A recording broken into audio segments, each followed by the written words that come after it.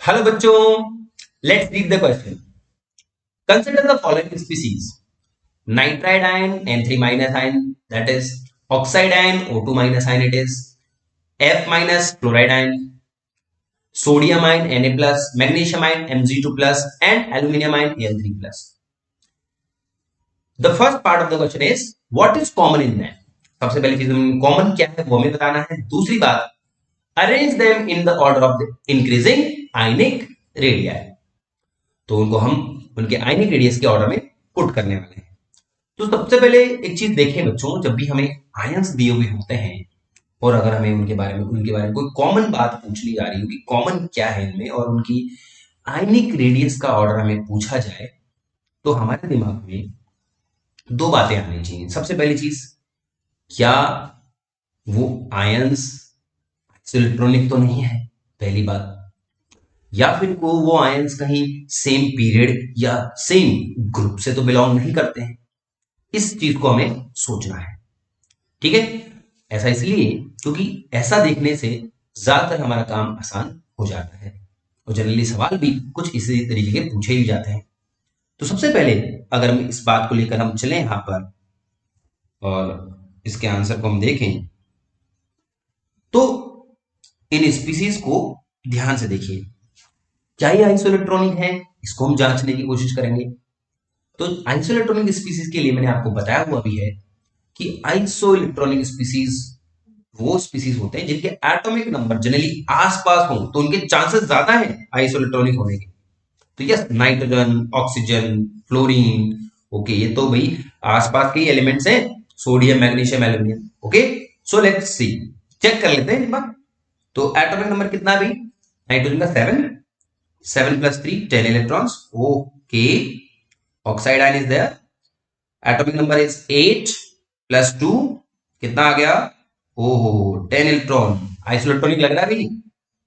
Fluoride ion, चलो check कर लेते हैं इसको भी। 9 plus 1, okay, 10। Sodium ion, atomic number 11 minus 1, 10। और magnesium ion 12 minus 2, 10। Aluminium ion 13 minus 3, 10। तो भाई बड़ा आसान काम हो गया हमारे लिए तो ये, कि भाई इनके पास क्या है, सेम नंबर ऑफ इलेक्ट्रॉन्स हैं। तो यही सबसे पहले क्वेश्चन का आंसर हुआ कि what is common in them, कि भाई इनमें कॉमन चीज है कि इनके electrons, number of electrons are same, so that's why they are called what, isoelectronic species. So these all have same number of electrons. Same number of electrons means these are what? Isoelectronic species. ठीक है भाई, पहला तो हमारा question का answer आ चुका है। तो पहला पार्ट हमारा कंप्लीट। अब हम दूसरे पार्ट की बात कर लेते हैं। अब हमें इनको उनके आयनिक रेडियस के ऑर्डर में अरेंज करना है।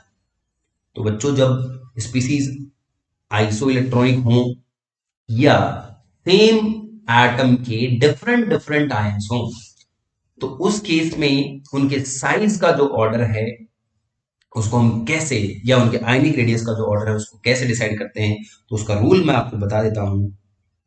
तो साइज ऑफ आयन, या फिर हम कह सकते हैं आयनिक रेडियाई,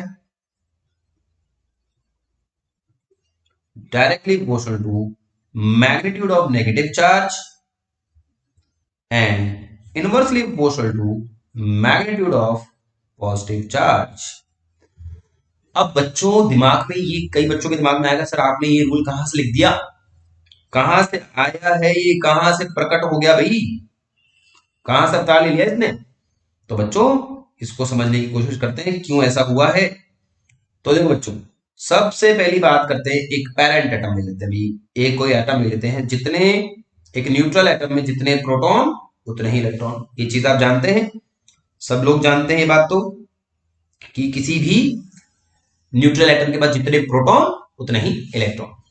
तो अब जैसे कि ये हमारे पास न्यूट्रल एटम है, मान लेते इसने क्या किया है बच्चों, इलेक्ट्रॉन लूज कर दिया। इलेक्ट्रॉन लूज कर दिया तो इसके पास क्या हो गए भैया, नंबर ऑफ इलेक्ट्रॉन कम हो गए, नंबर ऑफ इलेक्ट्रॉन कम हो गए। तो भाई इलेक्ट्रॉन इलेक्ट्रॉन के बीच में रिपल्शन जो झगड़ा है वो कम हो गया, झगड़ा कम हो जाता तो लोग आज में पास पास में आ जाते नहीं, ठीक है। तो आ गए भाई, पास पास आ गए, आराम से बैठ गए, क्योंकि प्रोटॉन तो उतना ही है, तो अट्रैक्शन फोर्स तो उतना ही लग रहा है न्यूक्लियस का इलेक्ट्रॉन्स पर, ठीक है। लेकिन इलेक्ट्रॉन कम हो गए तो वो क्या करेंगे, न्यूक्लियस उनको खींच के अपने पास ले आएगा, तो साइज क्या हो गया, स्मॉल हो गया, छोटा हो गया, ठीक है। तो cation is always smaller than it's parent atom. तो अगर मैं करूं एक और इलेक्ट्रॉन निकाल दिया तो और छोटा, तो कह सकते हैं कि पॉजिटिव चार्ज के बढ़ने से आयनिक रेडियस या साइज ऑफ आयन क्या होता जा रहा है, कम होता जा रहा है। तो इनवर्सली प्रोपोर्शनल हो गया। अगर मैंने कहा कि बच्चों अगर इसने इलेक्ट्रॉन क्या कर लिया, गेन कर लिया, अगर इलेक्ट्रॉन क्या हो गया भाई, गेन हो गया, तो अब जो हमारा एटम आयन बनेगा उसमें नंबर ऑफ इलेक्ट्रॉन क्या हो जाएंगे, बढ़ जाएंगे।